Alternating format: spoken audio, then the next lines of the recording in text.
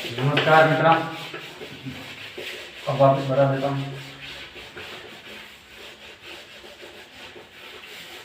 आज का जो सेशन है वो है राजस्थान की क्रांति, क्योंकि आधुनिक राजस्थान के मुद्दे की पृष्ठभूमि कल हमने जानी थी और इसके आगे का जो सेकंड पार्ट है वो उसमें शामिल होता है राजस्थान की क्रांति। और इसमें से कुछ कारण है जो मैंने कल और बता दिए थे, और जो महत्वपूर्ण कारण और इसके मेन पृष्ठ के कारण थे राजस्थान की क्रांति के, वो आज हम जानेंगे। चलो आइए देखिए।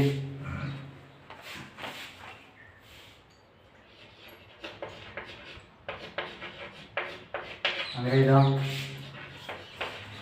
द्वारा आंतरिक, ठीक है, अब इसके क्या था ये भी बताऊंगा। आंतरिक राज्य में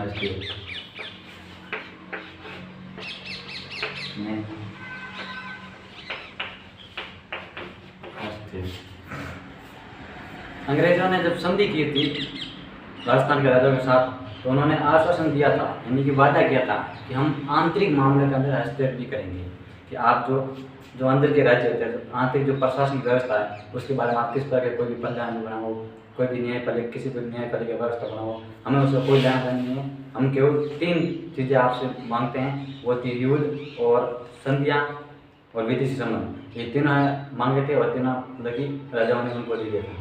लेकिन फिर अंग्रेज अपने जो संधि थी, वो जो समझौता था, उस पर निर्भर नहीं रह पाई, यानी उस पर अधिक नहीं रह पाई, और वे आगे से आगे आंतरिक राज्य में हस्तक्षेप करने लगे थे। जिसमें से पहला था जोधपुर था।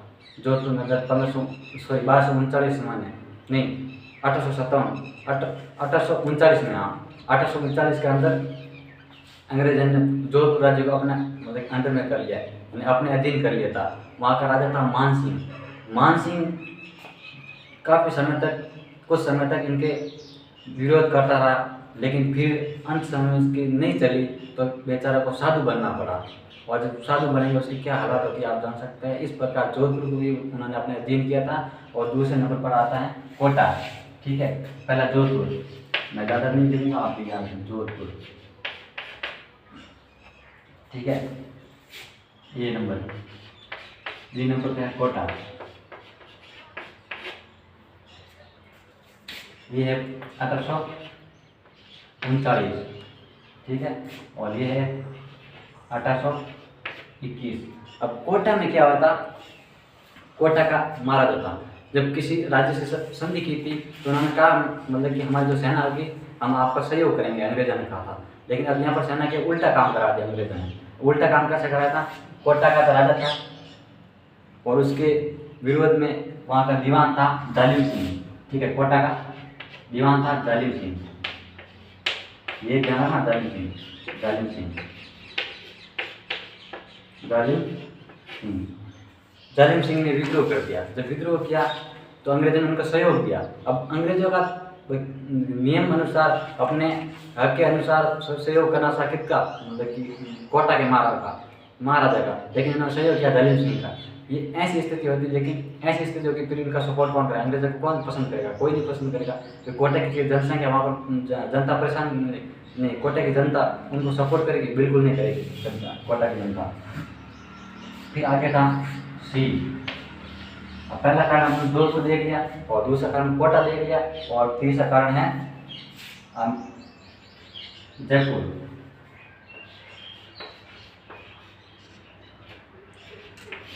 ठीक है। अब जयपुर का महाराजा का जब देहांत हो गया था तो उसका छोटा राजकुमार था राम सिंह।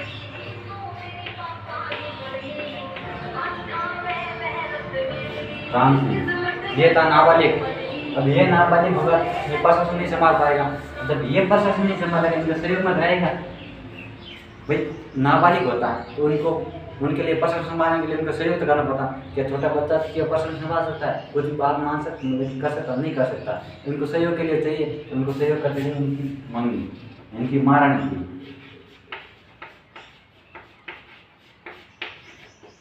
ठीक है। और महारानी ने क्या था, महारानी ने जुंताराम सिंधवी, उनको क्या प्रधानमंत्री बना दिया। जब उनको प्रधानमंत्री बनाया तो अंग्रेजों ने जो उच्च अधिकारी थे उनको सबको फांसी पर लटका दिया। जब ये स्थिति होगी तो क्या जयपुर की जनता अंग्रेजों को पसंद करेगी, बिल्कुल नहीं करेगी। और मेवाड़,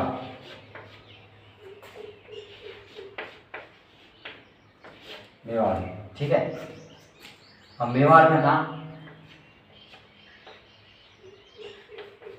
राजा, अब मेवाड़ का राजा था, उसके वो प्रशासन संभाला था, अपने राजा बना हुआ था, लेकिन वहाँ पर तो काउंसिल थी, यानी कि ये थी गवर्नर की जो नियुक्ति की गई, रेजिमेंट नियुक्त की थी, उन्होंने क्या किया, यहाँ पर दबाव डालने लगे मेवाड़ पर कि आप जो प्रशासन व्यवस्था वो हमको दे दीजिए, हम नहीं संभालेंगे, हम ऐसे करेंगे, आपको सब क्या समझ भी नहीं है।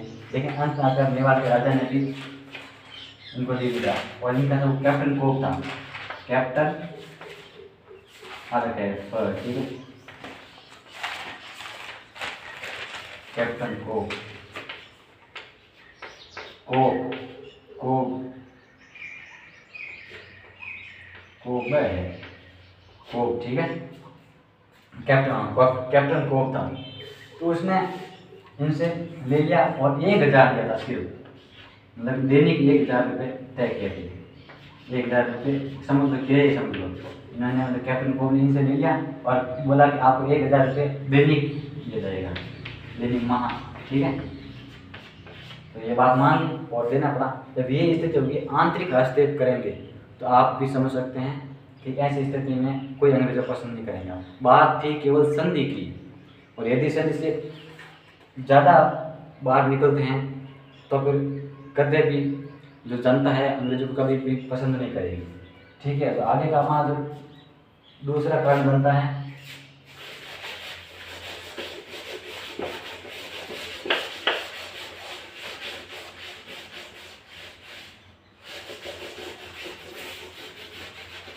दूसरा कारण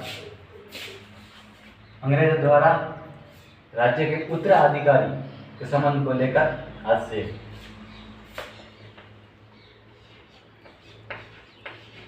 दूसरा कारण, ठीक है, राज्य के उत्तराधिकारी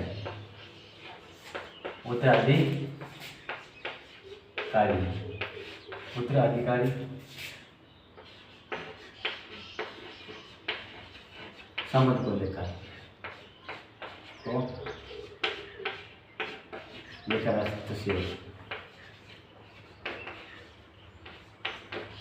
हस्तक्षेप। अब जैसे एक चीज मान लीजिए, राजा है, अब राजा के युवराज यानी कि पुत्र नहीं है, अब वो चाहे तो गोद ले सकता है, और जैसे कोई काका का बेटा हो या खुद का छोटा भाई हो तो उनको गोद ले सकता है, छोटा भाई बेटा उनको गोद ले सकता है। लेकिन अंग्रेजों ने क्या था, उन्होंने गोद प्रथा पर रोक लगा दी। यहाँ पर था एक डलहौजी का प्रशासन आया था, डलहौजी ने आता गवर्नमेंट का डलहौजी नाम तो सुना होगा, खूब है डलहौजी। डलहौजी ने 1848 के अंदर, ठीक है, ये लगा दीजिए 1848। डलहौजी ने 1848 के अंदर गोद प्रथा निषेध कानून पारित कर दिया। देख पाते हैं, गोद प्रथा निषेध, ठीक है। अभी ये कारण हो गया। ये कारण किसका है, जो अंग्रेज द्वारा राज्य के उत्तराधिकारी का संबंध लेकर उन्होंने हस्तक्षेप की, उत्तराधिकारी को लेकर किस प्रकार राज्य के अंदर हस्तक्षेप किए थे, ठीक है। 1848 का गोद प्रथा निषेध को लेकर पता लिखिए, ठीक है, गोद प्रथा निषेध को लेकर। अब एक आप खुद अनुमान लगा सकते हैं कि हम आप जैसे कमजोर है, ठीक है, नॉर्मल ठीक ठाक है और कमजोर है, ठीक है, यानी ज़्यादा पढ़े लिखे भी नहीं है और इतने होशियार भी नहीं है, और यदि आप दुश्मन भी ज़्यादा हो जाए, ठीक है, और कभी कभी बाहर भी जाना पड़ जाए, और कभी कभी पैसों की व्यवस्था भी होती है, मतलब की जरूरत पड़ जाए, ठीक है, और कभी कभी घर में भी मतलब कि परिवार के आसपास भी थोड़ा बहुत झगड़ा हो जाए, ये सारी चीज़ें होती है, तो आप संभाल नहीं पाएंगे। तो कोई आपका तो दोस्त वगैरह हो सकता है, या फिर आपसे कोई सीनियर हो सकता है, तो उनको भाई बोलेंगे भाई तू मेरे सहयोग में रहेगा, मेरे साथ कुछ हम समझौता कर लेते हैं ताकि मेरे तुम हेल्प करते रहना। अब कमजोर का, अब जैसे ये इससे मतलब दोस्ती कर ली, ये एक आदमी है ठीक है, और ये दूसरा है, ये कमजोर है, ये तो शक्तिशाली है, पढ़ा लिखा भी है, किसी से लड़ी झगड़ा जो है ये सब संभाल सकता है, और इनसे दोनों के बीच होगी दोस्ती, होगी दोस्ती।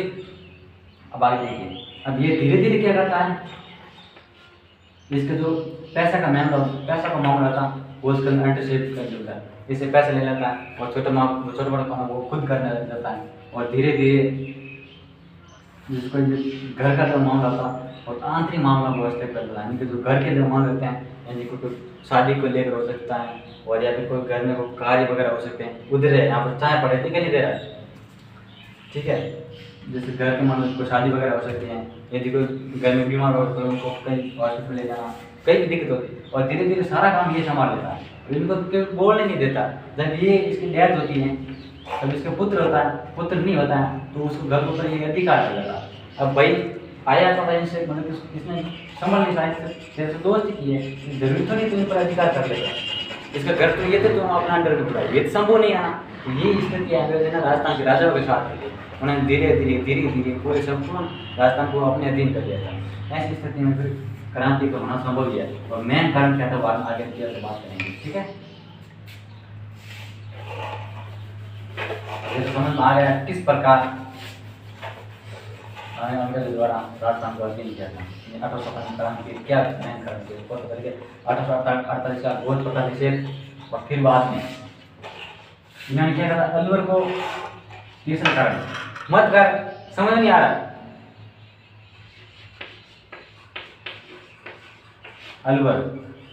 अलवर को 2 भागों में बांट दिया।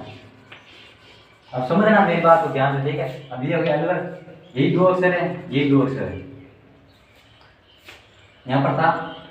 इनको जो ये किसके अधीन कर दिया, बलवंत सिंह, ठीक है, बलवंत सिंह, ये कर दिया बलवंत सिंह के मतलब कि अधीन, और ये कर दिया बन्ने सिंह का अधीन। दोनों भाई थे के ना, भाई तो नहीं थे, बन्ने सिंह, ये था बलवंत सिंह, ये था बन्ने सिंह। अब अलवर को 2 भागों में बांट दिया, और धीरे धीरे यहाँ पर अपना अधिकार कर लिया। तो क्या अलवर की जनता इनको पसंद करेगी, तो इनके जो अमीर वगैरह हैं, जो मतलब कि अलवर को जो पसंद संभालने वाले हैं, वो जो यहाँ पर सेना वगैरह है, सैनिक है, वो इनको पसंद करेंगे, बिल्कुल पसंद नहीं करेंगे, क्योंकि भाई साहब हमारे जो राज्य है उनको तुम 2 भागों में बांटे, अलग अलग भागों में बांटोगे, तो क्या हम आपका जो सपोर्ट करेंगे, बिल्कुल नहीं सपोर्ट करेंगे, ठीक है। और फिर बी कारण था भरतपुर के तो सब महाराजा सूरजमल थे ना, रुकता काम इसका दूसरा विषय है। भरतपुर का जो एक किला था, लोहागढ़ किला, लोहागढ़, ठीक है, दुर्ग कह सकते हैं, इनको नष्ट कर दिया। जो हमारे भरतपुर के दुर्ग को नष्ट करेगा तो हम उनको सपोर्ट करेंगे, बिल्कुल नहीं करेंगे। अब अंग्रेज क्यों सपोर्ट करेंगे, वहाँ के सैनिक नहीं सपोर्ट कर सकते। लोहागढ़ दुर्ग को इन्होंने ध्वस्त करके, और फिर यहाँ पर बलवंत सिंह की अधीन कर दिया भरतपुर को। और हम आगे देखा जाए तो जैसे और भी जयपुर की वो बात की थी, लेकिन और भी जयपुर आ गया था, और जैसे बांसवाड़ा भी था, एक और घाट लिख देता हूँ, बांसवाड़ा, ठीक है, साइड में तो दिख रहा है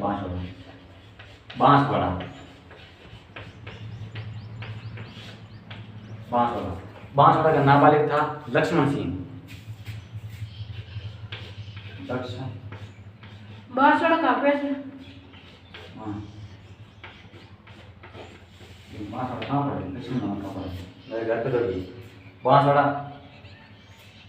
का राजा था लक्ष्मण सिंह, वो था नाबालिग। अब जो बच्चा होता है, जो छोटा होता है, वो शासन को थोड़ी संभाल सकता है, नहीं संभालेगा। तो यदि वो नहीं संभालेगा तो उसका भी कोई संरक्षण होगा, तो वो वहाँ के राजा के कोई अधिकारी को संरक्षण नहीं बना के अंग्रेजों ने बांसवाड़ा को अपने अधीन कर दिया। अब जब बांसवाड़ा को अधीन किया तो धीरे धीरे से सभी राजाओं का अधीन करते गए, ऐसे अधीन करते गए, जिसके कारण क्रांति का कारण बना। क्योंकि अधीन क्या था, तो फिर यहाँ के सैनिकों को अधिक ज़्यादा परेशान करने लगे थे। और हम तीसरा कारण पढ़ते हैं, वो भी दिया ना कपड़ा धुले का बाद हाथ मेरे को देखिए नहीं मिल रहा दूसरा रहेगा।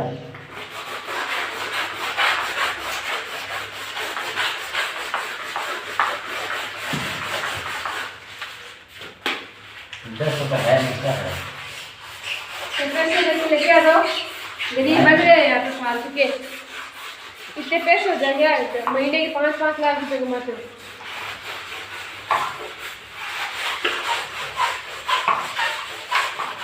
सर की दृष्टि लेने की उठाती। तीसरा कारण है राज्य की लचर आर्थिक स्थिति। 2 कारण बता दी। तुम तो ये मेन पॉइंट लिख देना, जो एग्जाम आता है ना, जो जैसे किसी का 12th का होता है, 10th का होता है सिलेबस, जो BA सेकेंड ईयर होता है, फर्स्ट ईयर में होता है, जो सिलेबस में कोई पॉइंट लिख दे तो भी काफी है। राज्य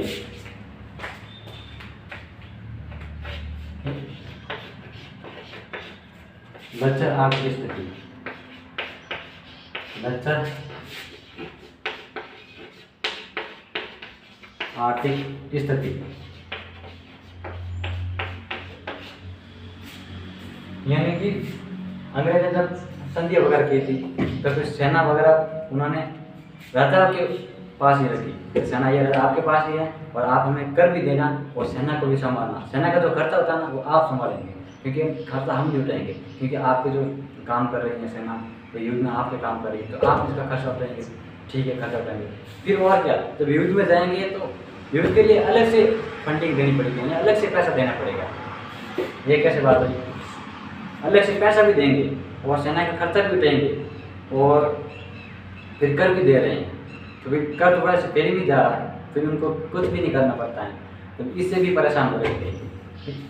ये सारा कुछ अंग्रेजों को सौंप देंगे तो राज्य की स्थिति ठीक रहेगी? बिल्कुल नहीं रहेगी। और जब एक क्या था, जोधपुर के अंदर एक लीजियम की स्थापना की थी, जोधपुर लीजियम 1835, बहुत पुराना है। 1835 लीजियम का मतलब होता है शांति व्यवस्था बनाए रखने के लिए एक विभाग बनाना, और अब शांति व्यवस्था बनाए रखने के लिए उन्होंने एक विभाग की व्यवस्था की, जो लीजियम की व्यवस्था करते हैं, और उनके लिए भी कर लेना शुरू किया, उनके लिए भी पैसा लेना शुरू कर दिया था। अंग्रेजों ने कहा हम आपके राज्य में शांति बनाते हैं और आप उनको पैसा दीजिए, ये कोई तरीका हुआ। अब शांति हमारे राज्य में रहती है, ऐसा कोई प्रॉब्लम ही नहीं है, ऐसा हम कोई विरोध भी नहीं करते हैं, ऐसा कोई आंदोलन भी नहीं करते हैं, जैसे आप हमारे लिए शांति रखते हो, शांति बनाए रखेंगे, ये तो फिर गलती है। कुछ थोड़ा बहुत कुछ करते हैं, उसके लिए भी पैसे दो, हर चीज़ के लिए पैसे दो। और फिर इन्होंने एक और आगे किया था, ये लगा देते हैं, और बी मेरवाड़ा ब्रिगेडियर का गठन, मेरवाड़ा ब्रिगेडियर,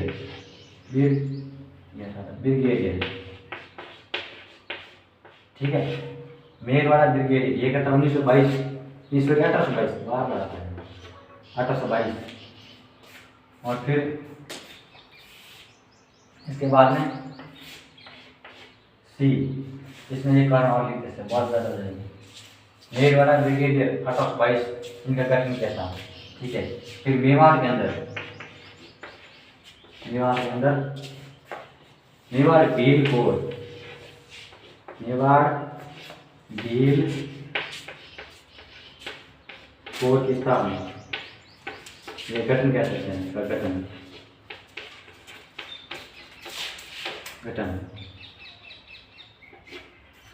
ठीक है। अब ये ऐसे गठन कर दिए थे, इन पे भी कर दिया जा रहा था। हम ऐसे सारा कर लेंगे तो फिर राजस्थान के राजाओं की स्थिति क्या ठीक रहेगी, राज्य की स्थिति बिल्कुल भी ठीक नहीं रहेगी। तो इससे परेशान होकर 1857 की क्रांति की शुरुआत हुई थी, और इसका तो तत्कालीन हुआ था, उसके बारे में और जिक्र कर लेता है।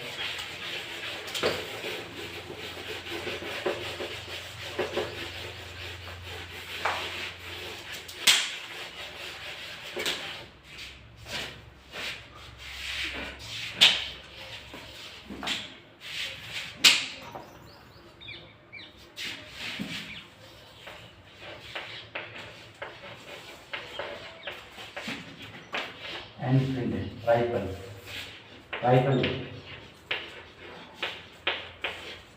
और इससे पहले थी वो थी ब्राउन बेस, याद रखना ब्राउन बेस, ब्राउन बेस। ये कैसे बंदूक थी, अब चलती है AK-47, सबसे अच्छी मानी जाती है। ब्राउन बेस में क्या था, उसके अंदर कारतूस वगैरह ऐसा सिस्टम था नहीं, दांत वाला मुंह से काटने वाला था, लेकिन उसके शोर वगैरह से भी ऐसा कुछ सिस्टम नहीं था। फिर एनफील्ड राइफल नई बंदूक आई थी, और इन नंबर के ऐसे नई बंदूक आई है जिसके अंदर वो पीछे से डक लगा होता है, डक निकाला, वो एक कारतूस होता है, उसको मुंह को काटना पड़ता, फिर उसको अंदर डालना पड़ता, फिर ऐसे कूद के फिर मतलब कि गोली चलानी पड़ती है। मतलब ये ऐसी व्यवस्था थी। और फिर कारतूस को ऐसा माना जाता है कि कारतूस के अंदर जो मुंह से काट रखते हैं उसके अंदर स्वर और गाय की तस्वीर शामिल थी, गाय और स्वर की तस्वीर मिलाते थे, मैंने मिला देते थे। ऐसे का मतलब गाय थी हिंदुओं के लिए पवित्र और स्वर था मुसलमानों के लिए हराम। तब अपने धर्म के प्रति निष्ठावान रहते हैं, और जब धर्म का भी माना जाता है, जब धर्म पर भी अत्याचार होता है और धर्म का दमन किया जाता है, तो फिर कभी ऐसी व्यवस्था नहीं, धर्म का भी जब दमन किया जाता है तो फिर अंग्रेजों का कौन साथ देगा, अंग्रेज का हम बिल्कुल भी साथ नहीं देंगे, नहीं हमारा कोई ये नहीं, ठीक है। ऐसा करके एनफील्ड राइफल थी, वो ब्राउन बेस पहले थी, और फिर नई आई थी एनफील्ड राइफल। इन्होंने अंग्रेजों का साथ नहीं दिया, सॉरी क्या बोल दिया।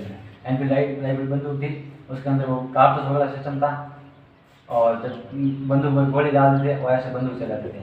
और आगे हम तो तत्कालीन कारण ये हो गया।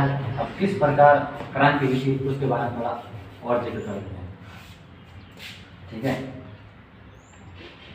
क्रांति सबसे पहले मेरठ में, कहाँ पर हुई थी, मेरठ में 10 मई 1857। और जब क्रांति की शुरुआत की जब बात की गई थी, और संपूर्ण भारत के जो राजा थे और जो सैनिक थे, उन्होंने बातचीत में कही थी हम 31 मई तय करते हैं, 31 मई को हम क्रांति करेंगे और अंग्रेजों को यहाँ से भगाने की कोशिश करेंगे। कोशिश किया, यहाँ से उनको बाहर निकाल भगा देंगे, यहाँ भगा ही नहीं। और फिर ऐसी स्थिति हुई कि इतना वेट किया नहीं गया, और हमारे सेनापति मंगल पांडे ने उस कारतूस को काटने से मना कर दिया, लेकिन जब इससे कारतूस काटा गया था तो उन्होंने अंग्रेजों के अधिकारी थे उनको सबको गोली मार दी गई थी, और जब गोली मारी थी वो सब खत्म हो गए थे 3-4, और जब आसपास थे उन्होंने मंगल पांडे को घेर दिया था, और फिर उनको फांसी दे दी गई। और राजस्थान के अंदर 28 मई ये जब मेरठ के अंदर कुछ छावनी के सैनिक थे, तो इस छावनी को किया गया अजमेर के लिए रवाना किया, और यहाँ का जो अजमेर, ठीक है,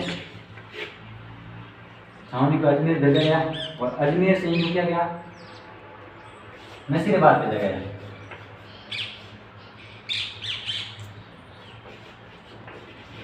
नसीराबाद, ध्यान रखो नसीराबाद।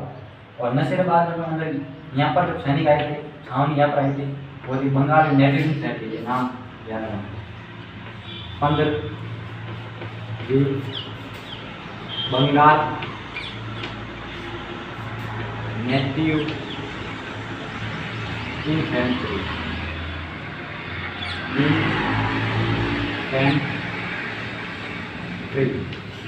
15 बंगाल नेटिव इन्फेंट्री, ये थी मेरठ के अंदर। मेरठ से इनको अजमेर भेजा गया। जब अजमेर भेजा गया था, अजमेर को जब पता चला यहाँ की गोला बारूद सारे यहीं पर था, तो ना अंग्रेजों को लगा कहीं यहाँ पर ये आग नहीं लगाते और इनको कहीं लूट नहीं दे, इसको मतलब कि 15 बंगाल नेटिव इन्फेंट्री को नसीराबाद भेज दिया। कहाँ भेजा गया? नसीराबाद। और नसीराबाद भेज दिया। इसके बाद में भी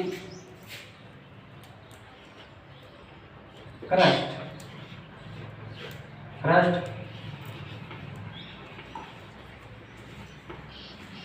बम्बई लांसर्स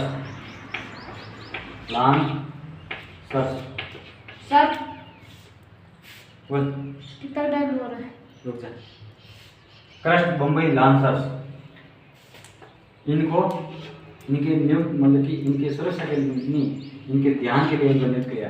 वही क्रस्ट बम्बई लॉन्चर का नशेराबाद जो 15वीं बंगाल नेटिव इन्फेंट्री आई थी उनका आपको ध्यान रखना है, कहीं ऐसा नहीं हो कि ये यहाँ पर विद्रोह कर दे।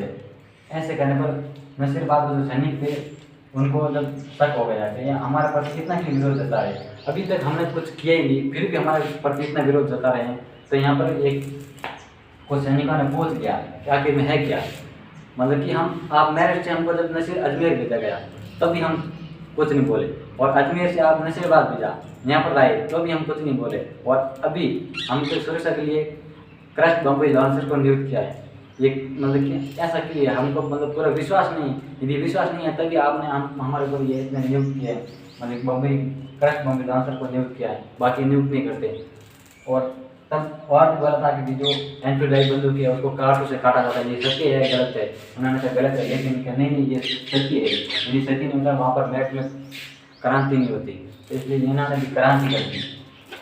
ठीक है, इन्होंने क्रांति की और फिर वहाँ पर जो पुलिस थाने थे वहाँ पर भी हमला बोल दिया और कुछ अधिकारियों को भी मारपीट दी गई, और ऐसे करके कुछ धन वगैरह लेके यहाँ पर धन लूट दिया गया और फिर उनको दिल्ली चले गए।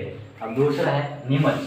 ठीक है, नशेबाज हो गई अजमेर आते नशेबाज में 28 मई को क्रांति हो गई थी, और क्रांति होने के बाद में यहाँ पर विद्रोह बढ़ गया और कुछ धन वगैरह यहाँ पर लूट लिया गया और लूटने के बाद यानी दिल्ली के लिए रवाना हो गए। ठीक है, और आगे तो दिल्ली के लिए रवाना कब हो रहे? ऐसा दिल्ली के लिए रवाना कब हो रहे? टिकट करवा लो 28 मई 29 मई को। ओके, मुझे लगा सर आप जा रहे हैं इसलिए टिकट करवा लो। ठीक है, अब दूसरी नीमच, जल्दी जल्दी टाइम नहीं लगेगा। नीमच को 3 जून को 1857 11 बजे नीमच के अंदर क्रांति हुई थी, और इनका जो नेतृत्व करा था वो था हीरा सिंह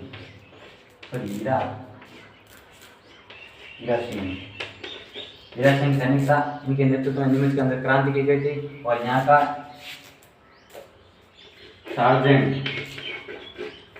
सार्जेंट और उनकी पत्नी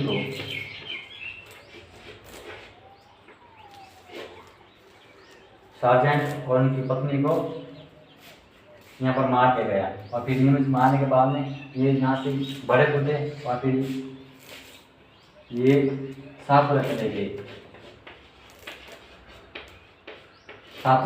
और शाहपुरा भी विद्रोह किया। शाहपुरा से निम्बा हेरा गए, ध्यान रखना शाहपुरा निम्बा हेरा।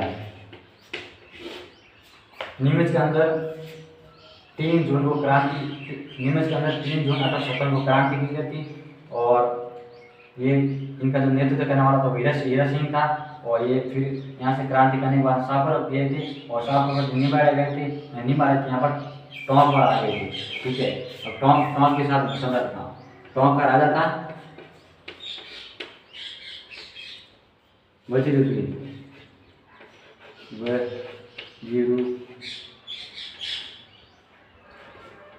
वजीरुद्दौला। ठीक है, वजीरुद्दौला है। ठीक है,